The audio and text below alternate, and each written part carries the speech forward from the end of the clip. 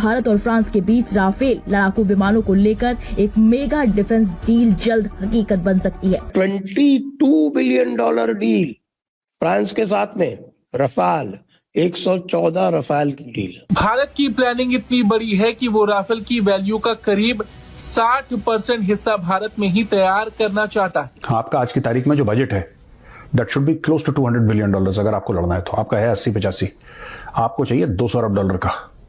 $200 अरब का आपको चाहिए सॉलिड डिफेंस बजट, जहां पे आपको ड्रोन्स हैं, स्क्वाड्रन्स हैं, लॉन्ग रेंज मिसाइल्स हैं आपकी। First Israel will wants Iran to be neutralized. Second, Israel के prime minister on record to say कि पाकिस्तान के जो इस्लामिक बॉम्ब है अभी वो हम टॉलरेट नहीं कर सकते। कोई किसी को हड़का नहीं रहा, कोई किसी से बदतमीजी नहीं कर रहा, कोई किसी की मिमिक्री नहीं कर रहा। US is the loser, mister Trump is the loser. जिस मकसद के लिए यूएन बनी थी और अमेरिका उसका 1/3 बजट देता है और वो मकसद पूरा नहीं हो रहा है। एजेंडा लेके चल रहा है ना डोनाल्ड ट्रम्प, ये इतना मैवरिक एजेंडा है एंड ये कामयाब बिल्कुल नहीं होगा।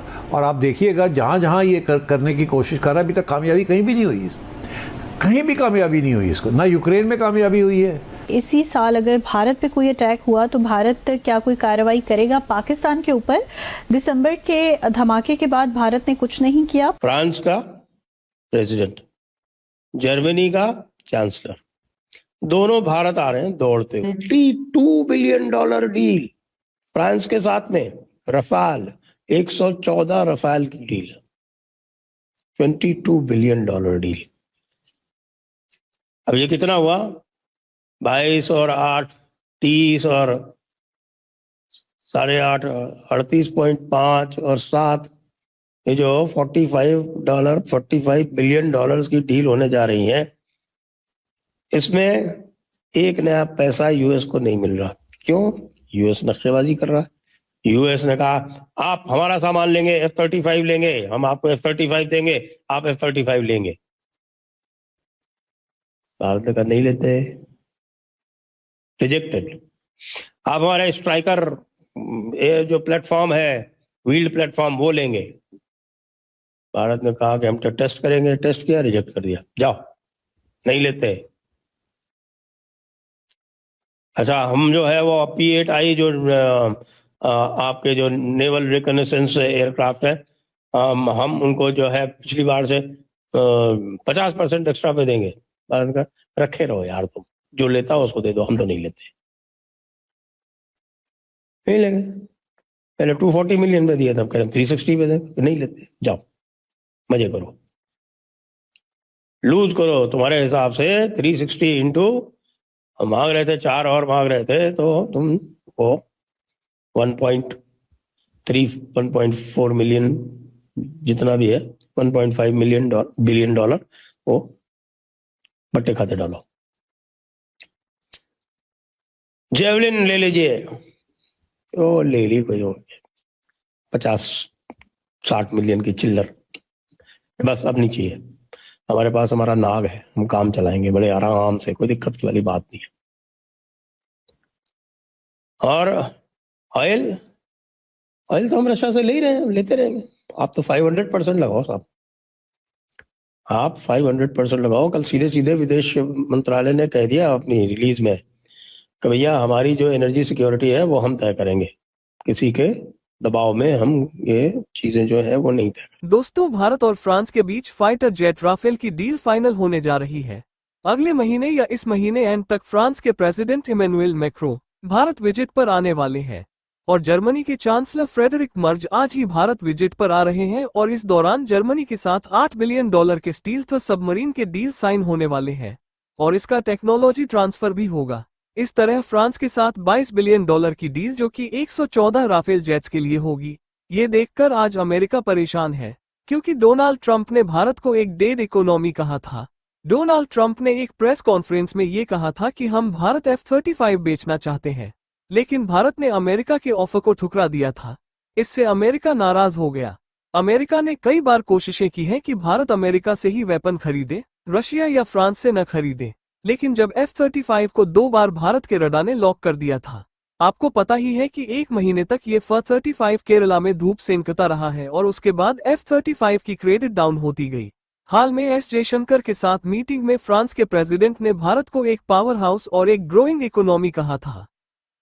ईरान में रेजीम चेंज कर लेते हैं, वहाँ एक American government, pro American government आ जाती है, और वो फिर अमेरिकन और इजरायली एजेंडे जो है लॉन्ग टर्म के, जिसके अंदर वो नहीं चाहेंगे कि किसी इस्लामिक ममालिक के पास न्यूक्लियर वेपन्स हो, तो then they can try and put pressure on Pakistan. ये कि जी, अच्छा मैं इसलिए कह रहा हूँ put pressure on Pakistan, Pakistan की बारी, व्हाट डज दैट मीन? मैं आपको थोड़ी सी तारीख बताता हूँ। 90 की दिहाई में शुरू में जैसे ही अब अमेरिका छोड़ के गया पाकिस्तान को, अफ़गानिस्तान की जंग ख़त्म हुई, सोवियत यूनियन वापस चले गए, जीत हो गई मुजाहिदीन की और मुजाहिदीन की हुकूमतें आ गई, अमेरिका ने अपने बैग्स पैक किए और वो वापस चले गए। उस वक्त यहाँ एम्बेसडर होते थे रॉबर्ट ओकली, अमेरिका के।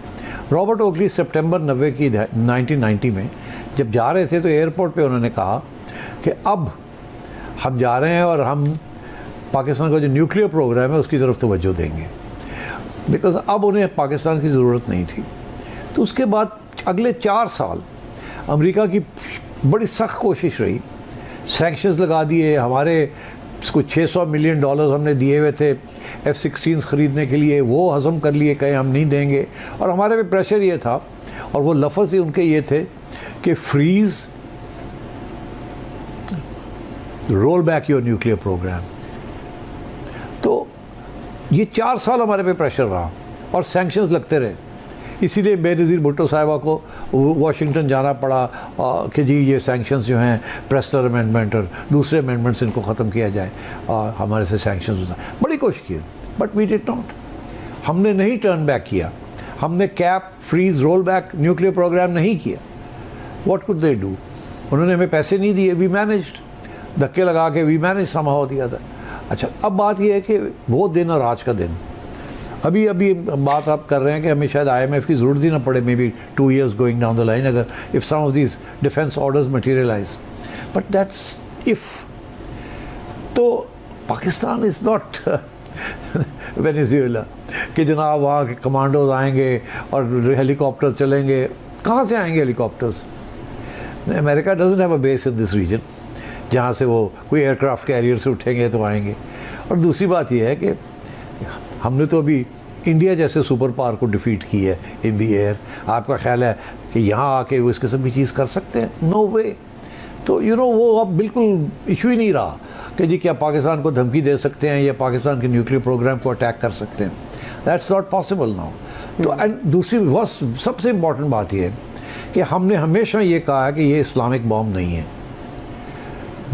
This is not an Islamic bomb, this is for the defence of Pakistan against India.